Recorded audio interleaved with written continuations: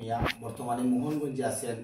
উনি এই বাসাটার মধ্যে থাকেন। আজকে প্রায় 3 বছর 6 মাস হয়ে গেছে উনি অসুস্থতায় ভুগিয়া। এখন ওনার হাতটা প্রায় লাইসেন্সের মতো হয়ে গেছে এবং উনি প্রস্রাব করতে পারেন, একটা থলের মধ্যে প্রস্রাব করেন ডাক্তারের ফর্মুলা নিয়ে। এখন ওনার স্ত্রী এবং বাচ্চারাকে নিয়ে উনি খুব অসহায় অবস্থার মধ্যে অবস্থান করতেছেন। আজকে হঠাৎ করে আপনারা অনেকেই আমার যারা ফেসবুক ফলোয়ার্স মায়ার মানুষ আমাকে লাইভে দেখেছেন। আমি চন্দ্রপুর উজরাবাড়ি আসার পথে আমি এই খবরটুকু পাই। আজকে প্রায় 2 দিন উনি উপবাস থাকছেন। পরবর্তীতে তার একজন শুভাকাঙ্ক্ষী ওনারে চাউল দিয়েছেন। এই কথা শুনিয়া আমার খুব কষ্ট লাগছে। আমি সাথে সাথে উজরাবাড়ি মিলাদের মধ্যে অংশগ্রহণ করেছি। ওই আপনারা দেখছেন হযরত মুফাজ্জল হক চিশতি বাবার দরবারে আমি মিলাদে লাইভ দিয়েছিলাম। এই লাইভ করেই আমি সাথে সাথে এখন মোহনগঞ্জে চলে আসছি। আমি বলছি যে ইনশাল্লাহ আমার বাইকে আগে দেখবো, পরে খানা খাবো। দরবারেও কোনো খানা আমি এখনো খাই নাই। আসলে আজকে আমি আমার যারা শুভাকাঙ্ক্ষী তাদের কাছে এটাই তুলতে ধরতে চাই যে আমার ভাই যে অসহায় স্থানে এখন পড়েছেন, আমরা সবাই হয়তো একদিন না একদিন এরকম কোনো এক সময় বিপদে পড়তে পারি। তাই আমি আমার শুভাকাঙ্ক্ষী যারা তাদেরকে বলবো দোয়া করার জন্য, এবং ওনার একটা বিকাশ নাম্বারও দেব। যদি কেউ সদয়বান ব্যক্তি থাকেন অবশ্যই ওনাকে একটু হেল্প করার চেষ্টা করবেন। ওনার বিকাশ নাম্বারটা হলো 01953727254।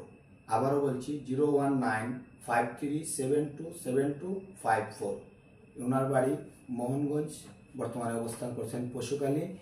এবং আজকে আমি কিছু পর্শনীয় ওনার জন্য আসছি। একটু বিস্কিট এবং একটু চিরা, 2 লিটার তেল, একটু পেঁয়াজ এবং 5 কেজি চাল, সরিষার তেল, একটু ডাই এবং একটি সাবান এবং এখানে প্রায় 3 কেজি মাছ। আমি আশা রাখবো যে আমরা এভাবে কিছু, যাতে যারা বিপদগামী আছেন তাদেরকে আল্লাহ বলছেন 6 জায়গার মধ্যে দান করার। 6টা জায়গার মধ্যে মানুষের মধ্যে অসহায় বিপদগ্রস্ত এতিম যাদের স্বামী নাই তাদের কাছে আমি আর এতটুকু বাড়াতে চাই না। আমি এতটুকুই জানি আমার ক্ষুদ্র জায়গা থেকে আমার লাইভ অবশ্যই আমার বিশেষ করে শুভাকাঙ্ক্ষী যারা আমার ভক্ত সেখানে যারা আছেন, আশা রাখি ওনারাও চিনেন। উনি আমার বাবার ভক্ত ছিলেন। আজকে উনি খুব একজন নবীর প্রেমিক মানুষ ছিলেন, ওলি আল্লাহ প্রেমিক ছিলেন। ওনার মাঝে কোনো বাড়াবাড়ি শব্দ নাই। উনি বিনয়ী লোক ছিলেন, আমি যতটুকু জানি। আর আমার পাশে যারা আছেন অবশ্যই জানেন। তাই আমি চাই ওনাকে আপনারা একটু সহানুভূতি দেখাবেন। এবং আজকে এই ভিডিওটা আমি যা কন্টেন্ট করতেছি, যদি এটার মধ্যে কোনো ক্ষেত্রে আমি যদি কোনো উপার্জন পেয়ে যাই, আর্নিং হয়, আমি চাই যে পুরাটা আর্নিং আমি ওনাকে দিয়ে দেব। এবং আমার শুভাকাঙ্ক্ষী যারা বিশেষ করে প্রবাসীও আছেন যারা, প্রত্যেকে যে যেভাবে আছেন অন্তত পক্ষে চাইলে 100 টাকা করেও যদি আমরা দিই একজনকে পাশে দাঁড়ানো যায়। ওনার একটা ব্যবসা আছে, পুরা যে টুকরা কাপড় যেগুলা গার্মেন্টসে থাকে ওগুলা গাঠি দিয়ে আনিয়া ওনার ওয়াইফ কাঁচি দিয়ে, এই যেটা টেইলারির মতো বলেন, উনি নিজে কাঁচি দিয়ে ওগুলা মানে বানাইতে পারেন কাপড়।